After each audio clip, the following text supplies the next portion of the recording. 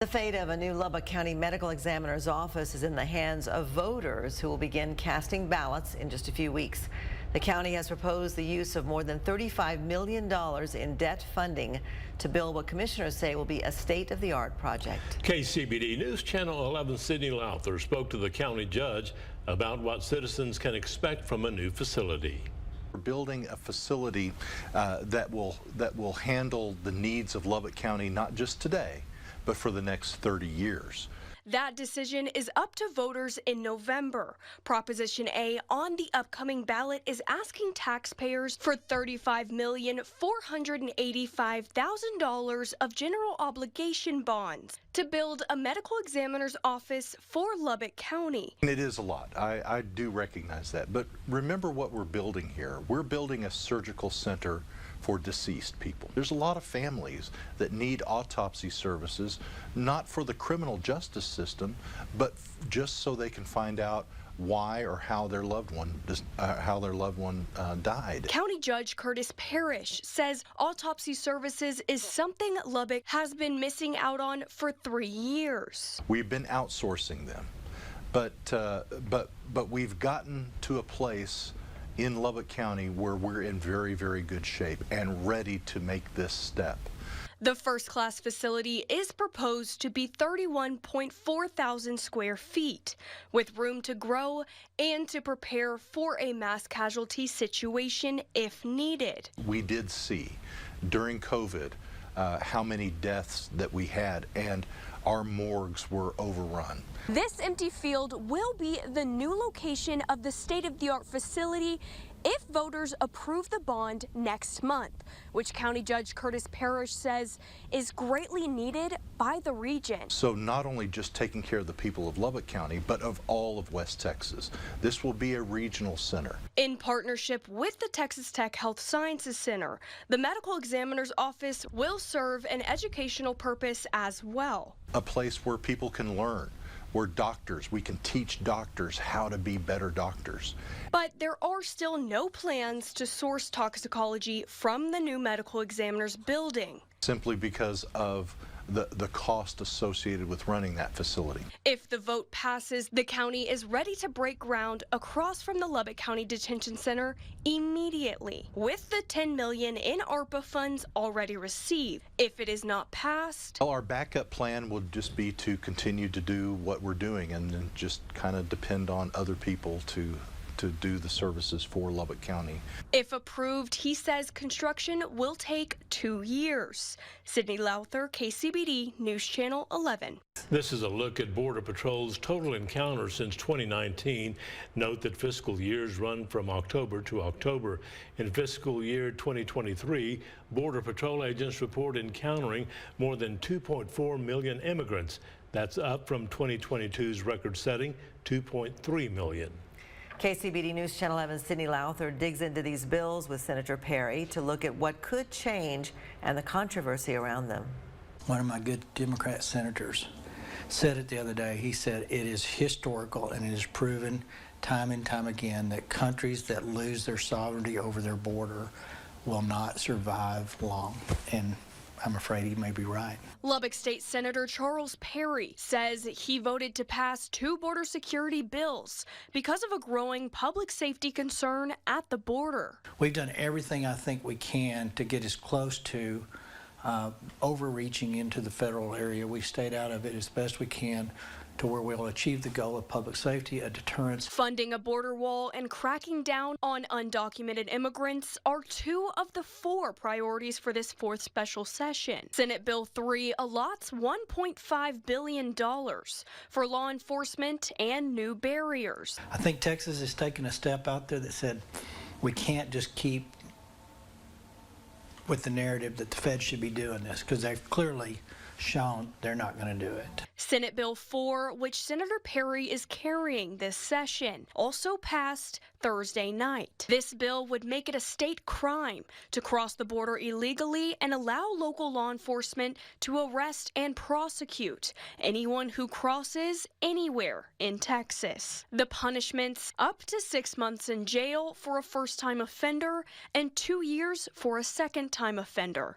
You know, his mom and a couple of kids were kind of making the track, but Of the last few years, that has changed to more of a coyote, smuggling, cartel drug type activity, and they're dangerous. Senator Perry says some lawmakers challenged this bill, stating that it was unconstitutional and would lead to racial profiling. Now, I trust our officers, and if we have one that gets out of the box, and anecdotally is the guy that creates this narrative, there's punishment in place for that. So it's not a show me your papers bill. Perry says he expects the courts to test the constitutionality of the bill, and that's a conversation he hopes to have. To date, we have not been able to engage the feds or the Supreme Court level on this issue as to why isn't the Fed doing its job. This afternoon, Lubbock County Commissioners voted to reinforce the county as what proponents call a sanctuary for the unborn.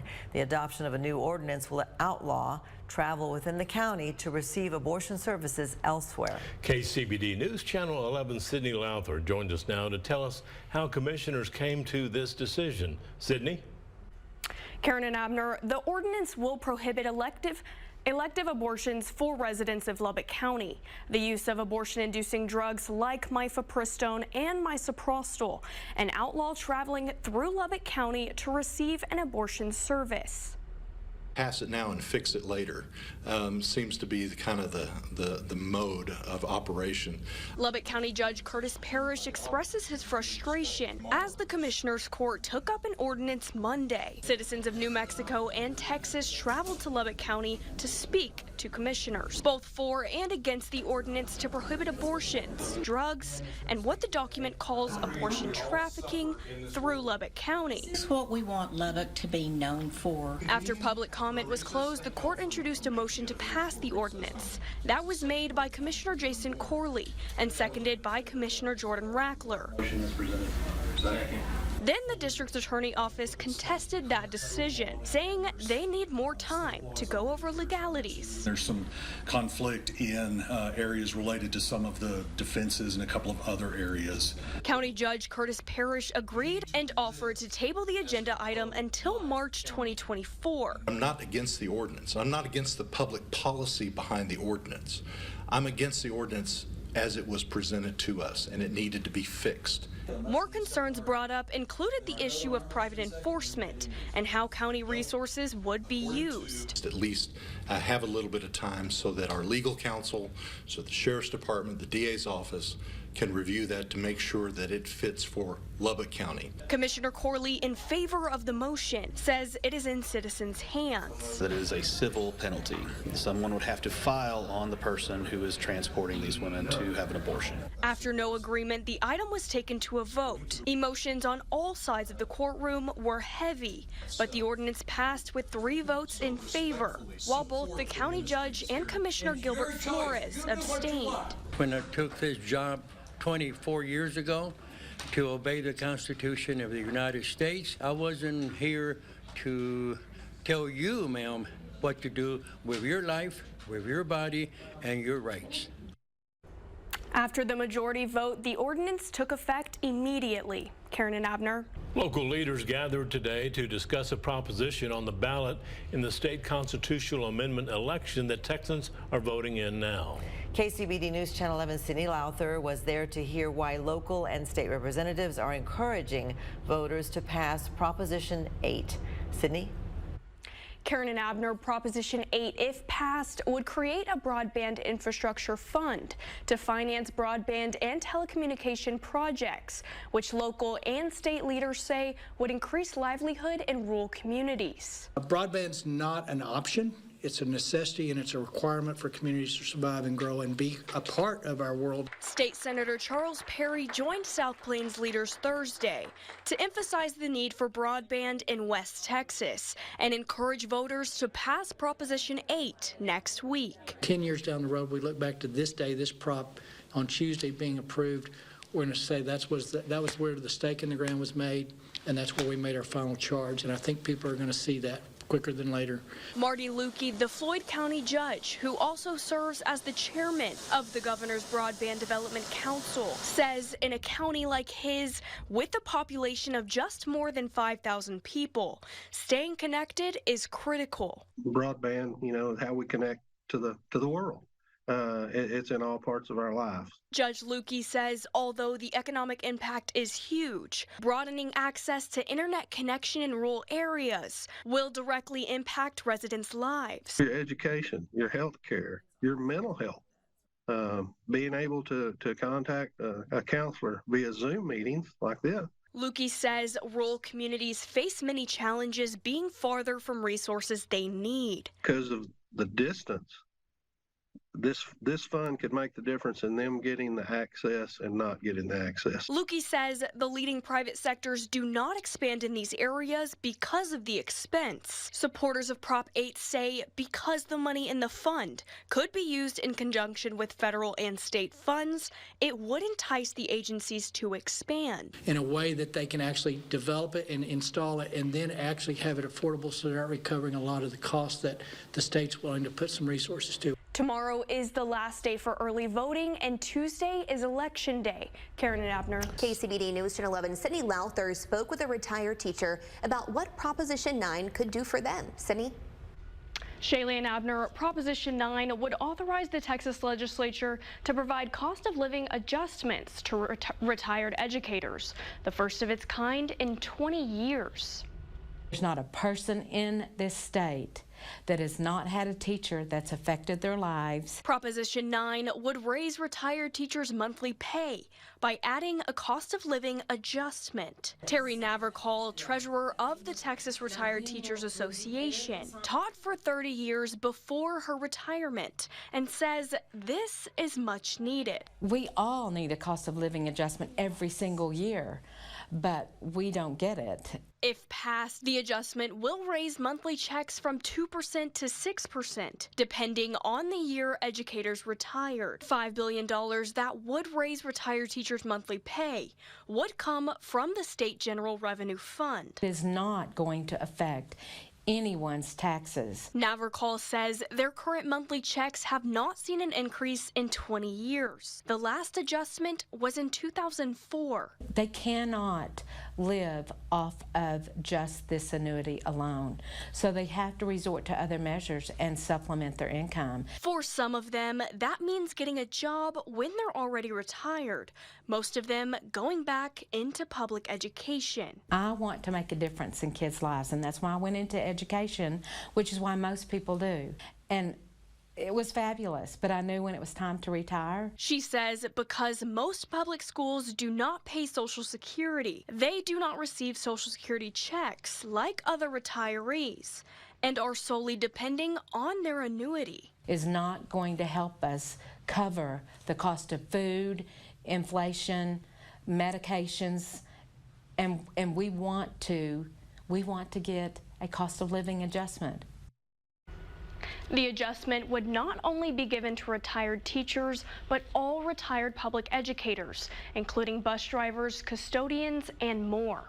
It is Election Day, and voters across Texas are casting ballots in the state constitutional amendment election.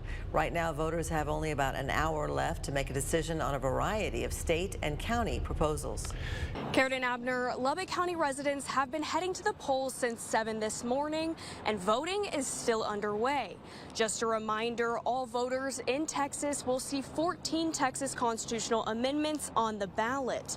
Lubbock County voters will decide if the county should use $35 million in bond money or debt funding to build a new medical examiner's office here in Lubbock. Roxine Stinson, administrator at the Lubbock County Elections Office, says just with early voting this year, we are 5,000 votes up from the 2021 constitutional amendment election. It's good to, be more than that by the end of the polls close at 7 tonight.